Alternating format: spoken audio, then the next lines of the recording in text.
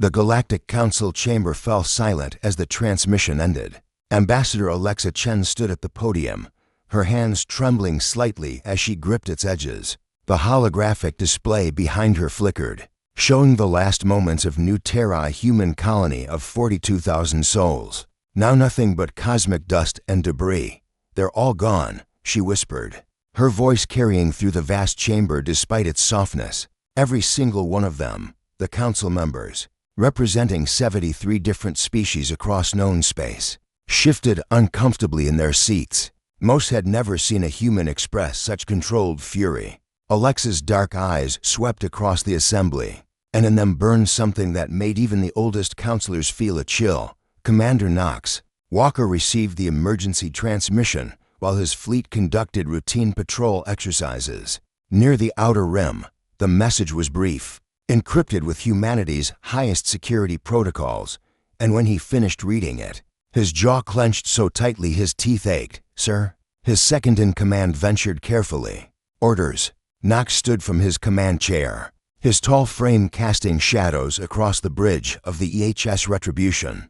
He was known throughout human space as a fair commander, even diplomatic when the situation called for it. But those who served under him also knew another's side. The side that had earned him the nickname the Reckoner during the border wars. Signal the fleet, Knox said, his voice cold as the void outside. We're going home.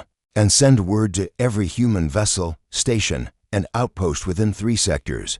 He paused, watching New Terra's coordinates blink on the tactical display. Tell them it's time.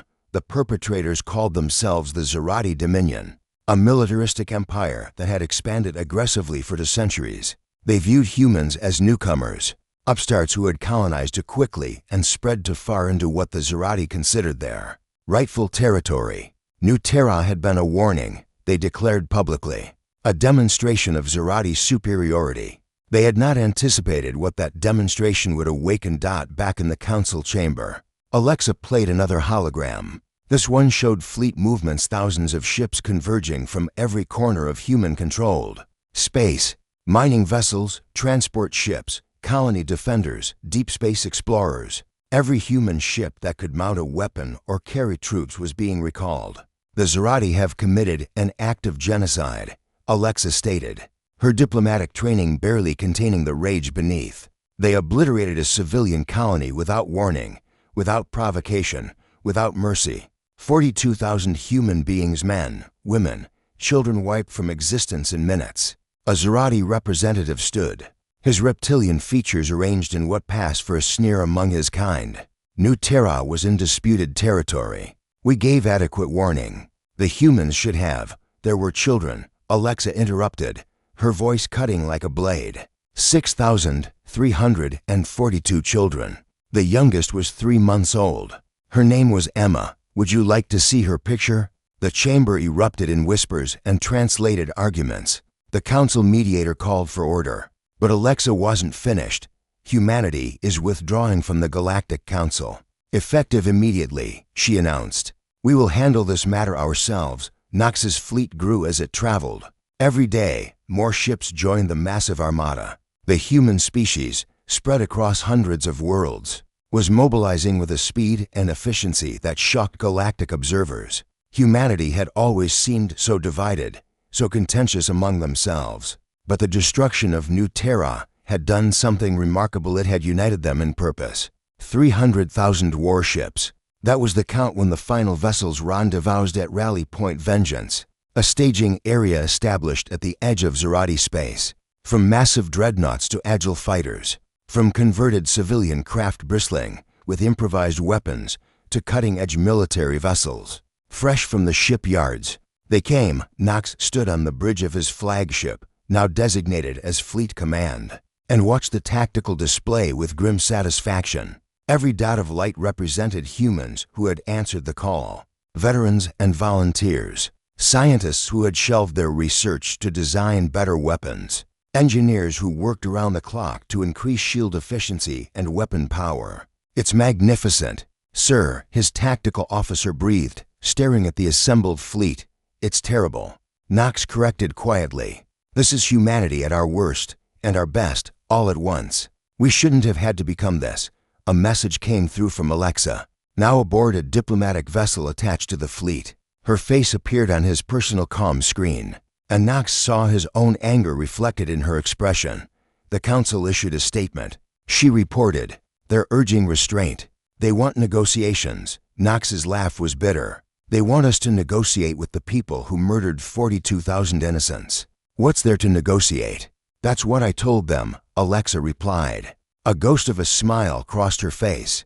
"I also told them to watch carefully, because what happens next will establish a new understanding in the galaxy. Humanity will not be victims." The Zerati, despite their bravado, had begun to panic. Their intelligence had detected the human fleet's approach, and the sheer scale of it defied comprehension. They scrambled their own forces, calling in allies and vassals. But even their combined fleets numbered less than half of what humanity had assembled. Knox gave the order to advance. 300,000 warships moved as one, a wall of steel and fury that darkened the stars as it passed. The journey to the Zerati homeworld took 6 days, and with each passing hour, the galaxy watched and waited. When they finally reached Zerati space, Knox opened a channel to their military command. His message was simple and broadcast across every frequency, ensuring the entire galaxy would hear it. "This is Commander Knox Walker of the Human Defense Fleet. You took 42,000 lives. You took mothers and fathers, brothers and sisters, children who will never grow old. You did this to send a message." He paused, letting the weight of his words sink in. "Message received. Here is ours." The battle that followed would be studied for generations. The Zerati fought desperately, but they were overwhelmed. Not by superior technology, humanity's weapons were merely adequate by galactic standards, but by sheer determination, coordination, and the righteous fury of a species defending its own. But Knox didn't order the destruction of the Zerati homeworld. Instead, he had military installations systematically disabled, warships captured or destroyed, infrastructure crippled, and through it all, civilian casualties were minimized with a precision that surprised even humanity's critics. When it was over, Knox sent one final transmission to the Zerati leadership and the watching galaxy. "We could have done to you what you did to us. We could have erased your world. But we're not you. We're better. Remember that. Remember that humanity showed mercy where you showed none. And pray you never give us reason to withdraw that mercy." Alexa watched from her ship as the human fleet began its withdrawal. 300,000 warships had made their point. The galaxy had learned a terrible lesson that humanity, when united by grief and purpose, was a force unlike any other. As Knox's ship passed hers, she sent him a private message. "They'll never forget this." "Good," Knox replied. "Neither will we." The children of New Terra were gone, but their memory had changed everything. Humanity had shown the galaxy both its capacity for devastating retribution and its restraint in victory. The Zerati Dominion would rebuild, but never again would they or anyone else view humans as easy targets. In the council chambers, when Alexa returned months later to resume humanity's seat, the other ambassadors looked at her differently. They had seen what her species could do. They had witnessed 300,000 warships answer the call for justice, and they understood, finally, what it meant to threaten humanity's children.